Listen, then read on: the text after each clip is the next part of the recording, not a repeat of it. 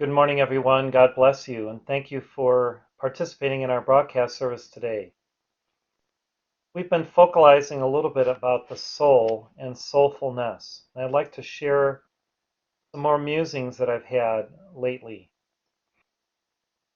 You may have heard that when people pass from the screen of life, when they make their transition, that their bodies actually weigh a little bit less than when they had the breath of life.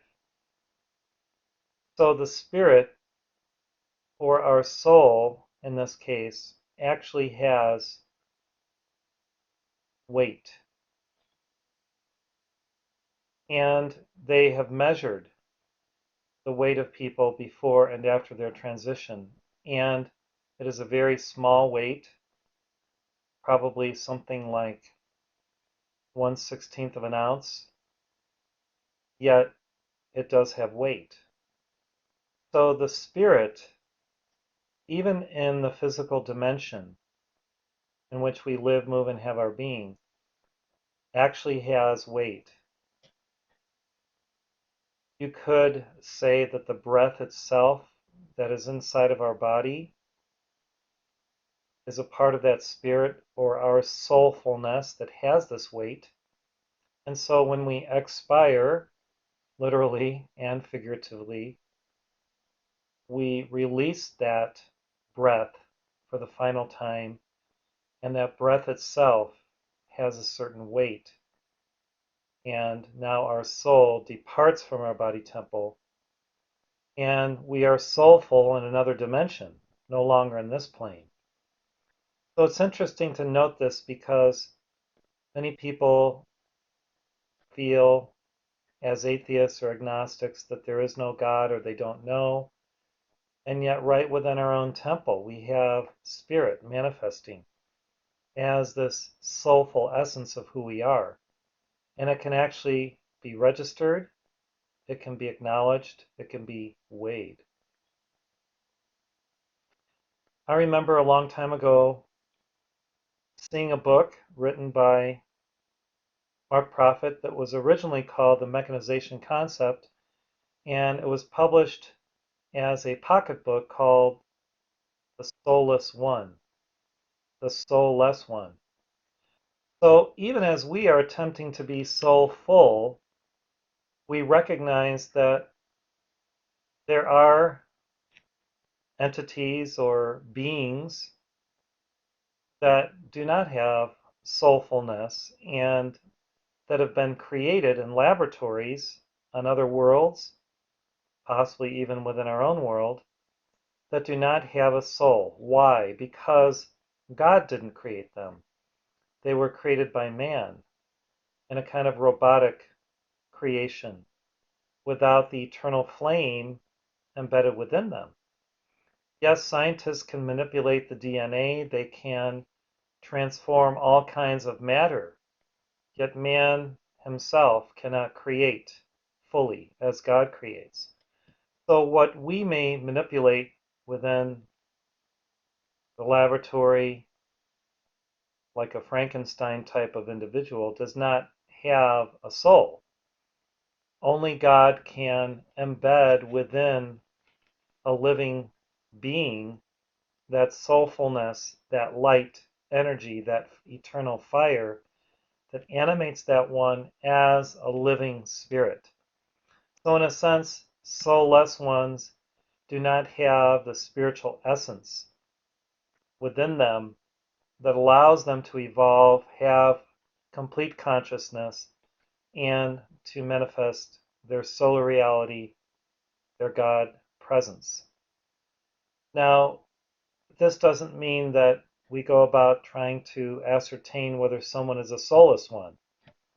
We look upon every individual as a potential Buddha, Christed being, representative of the Divine Mother, and we're not in the game of analysis or judgment or determining this.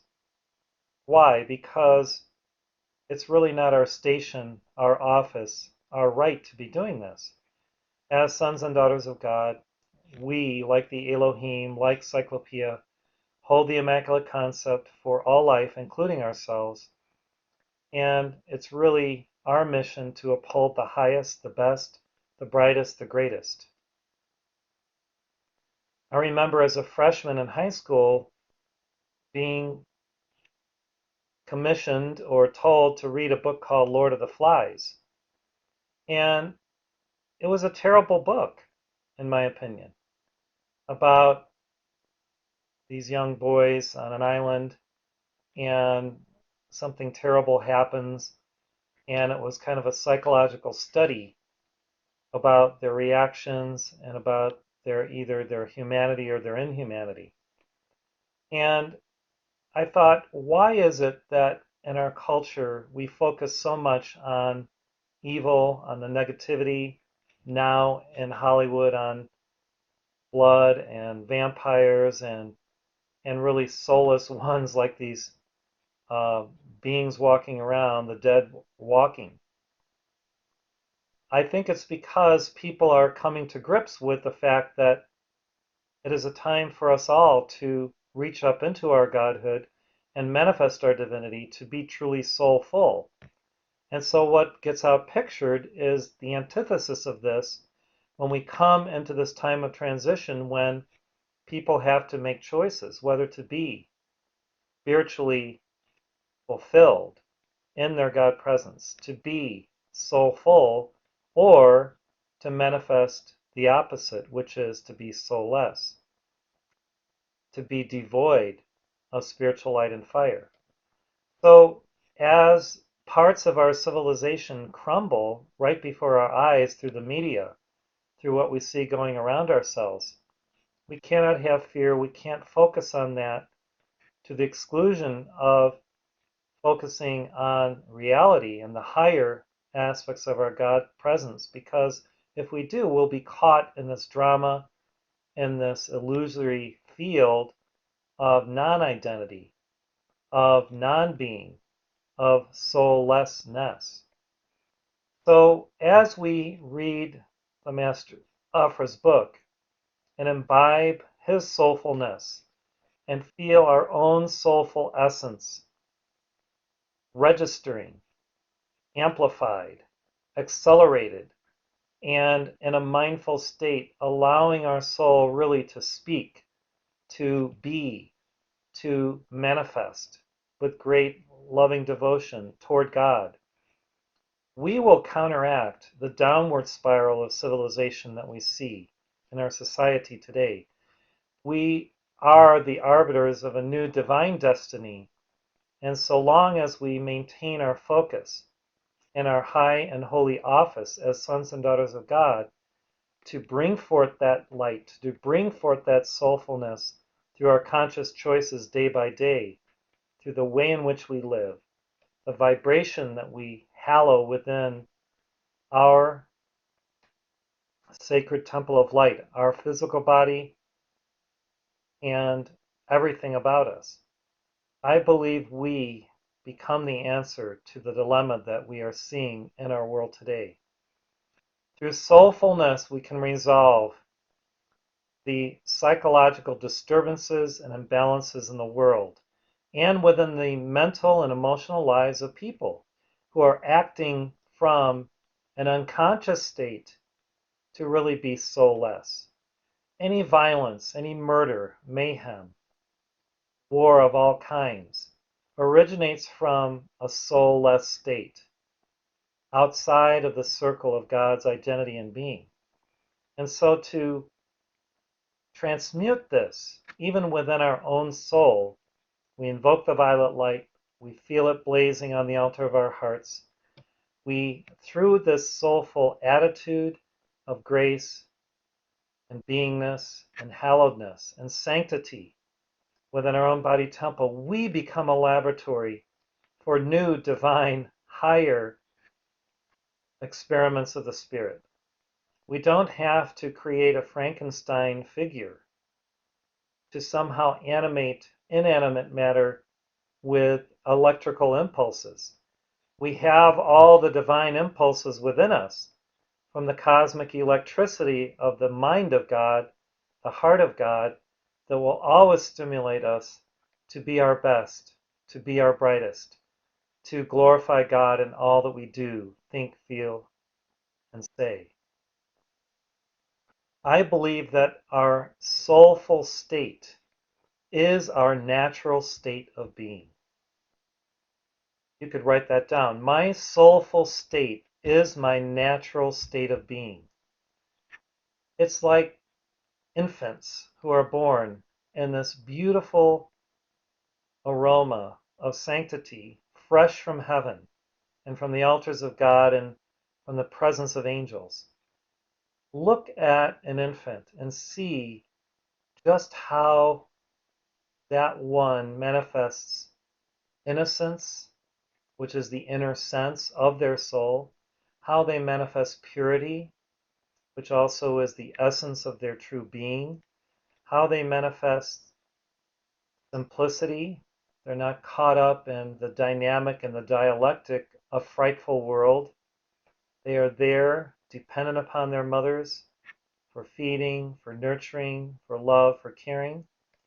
And yet we can be like these infants when we have this same stance and attitude toward God. We are completely dependent on God.